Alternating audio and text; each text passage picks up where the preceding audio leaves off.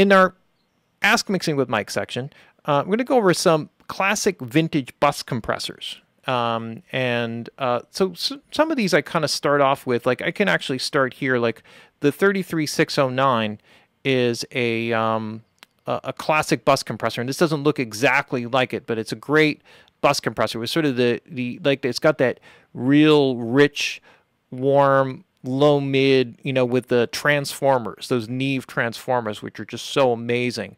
And it really gives you like a nice, warm, rich, but punchy sound. And that's what's really great about this in terms of just a unit, you know, on its own. And just because this is the only version of this I have, I'm just going to throw this up there. Another classic is the SSL bus compressor. So this is the G-Series Waves version of it, and this is, you know, looks exactly like what it looks like on the unit itself, even has the auto fade control built into it with the ratio. And this is a classic VCA compressor. And what's interesting is that in the real unit itself, on the console itself, the compression and the way that it works is connected to the master fader. You can't separate them from each other. So it's kind of an interesting connection. And it's like, this is like the classic Brit, really punchy, gritty kind of sound. It has a little bit more of a ballsy, less warmth than the Neve compressor. It gives you a bit more of an edgy sound, and it's like a classic thing. Great for drums, great for anything that's going to radio. That's really classically the way that it's always used. So this is really cool. The Waves also has a V-comp, and this is the an emulation of the 2254 compressor. This is a slightly older version, and it has a lot more options in terms of a bus compressor. So it's a fixed threshold compressor. So you set the amount of compression or gain reduction by the input gain, by how much level is actually going into it, and then you compensate with the output level. This happens to have some of the harmonic distortion characteristics of the transformers into it, so you can exaggerate or take it out entirely. It doesn't come completely clean, but you get that.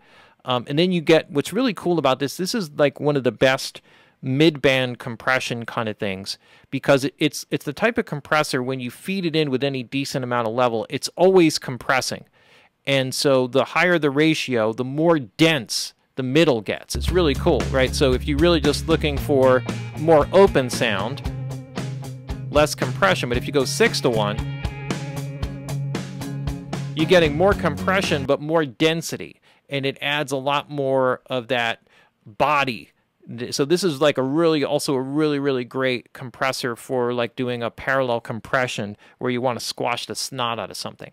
And it also has a really cool peak limiter, which you can place in, you know, and this can be like a great way of moving that drum kit in a parallel compression mode to the back of the speakers, where you're really kind of cutting down on those peaks a bit. And this is a really great one. So this is also very cool for that bus compression kind of thing. And another one that is really great because it has so much really unique kind of control and it's such a great sound is the API 2500. So this is their stereo bus compressor from the API console.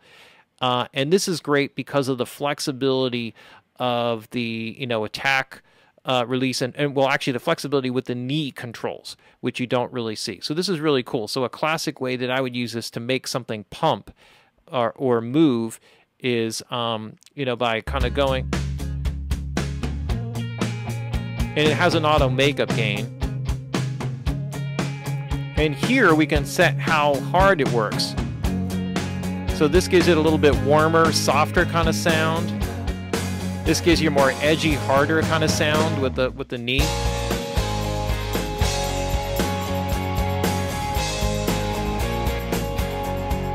So how aggressive does it attack the sound?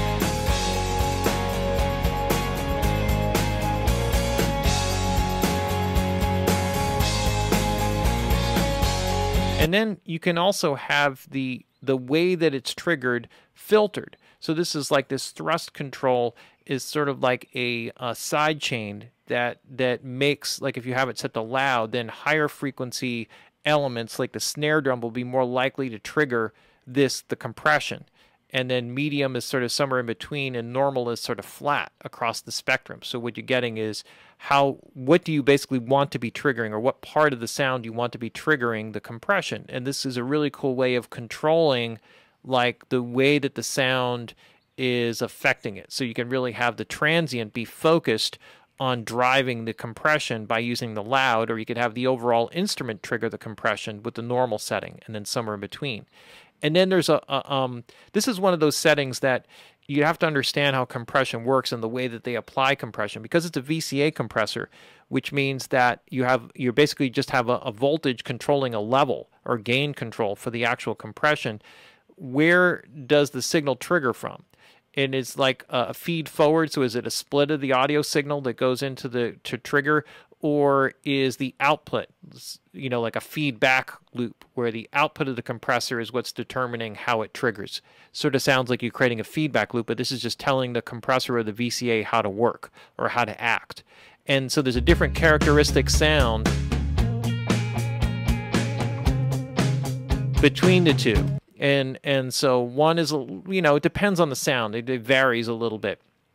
And it's kind of cool. You can also link the left and right. So you can actually have them be 100% tied to each other. So they're always, like if something hits really hard on the left, it triggers equally on the right in terms of the gain reduction. Or you can make them so that they're a little bit separated from each other, which is sometimes really cool. I don't know if this is really like a piano compressor because it's not warm enough, a little bit too hard sounding, but that could be helpful for that type of instrument where there's a lot of the left-right kind of thing.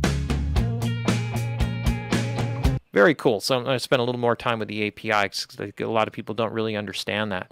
And then this is not really like from a console, which is really what I was getting to, but the Fairchild compressor is always really great because it's one of the true Veramute compressors, like real tube compressors.